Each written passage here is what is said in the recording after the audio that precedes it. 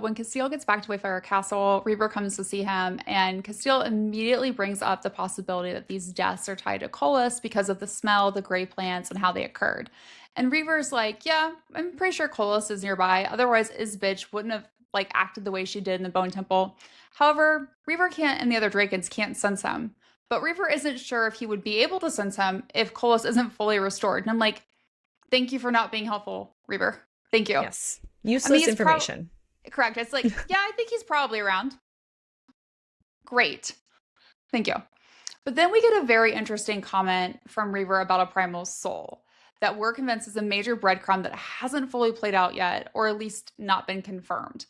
So, with the whole context of this book, right, we learn that the essence of any primal is the primal soul, or its Aurelius, which is different than the soul of a god or mortal.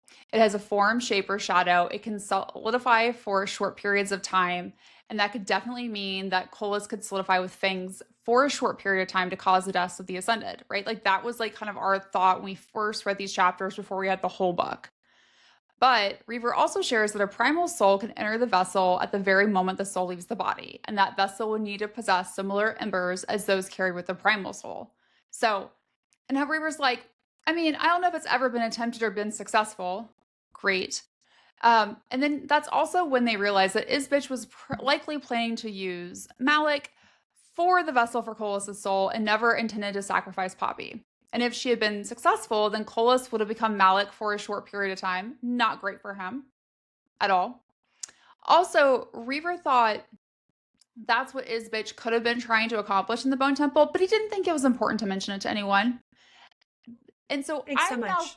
thanks so much, Reaver. Super helpful. So I am really starting to question why Reaver and the other Drakens aren't fully open. With Poppy and Castile, we also saw this with Sarah in the Flesh and Fire series.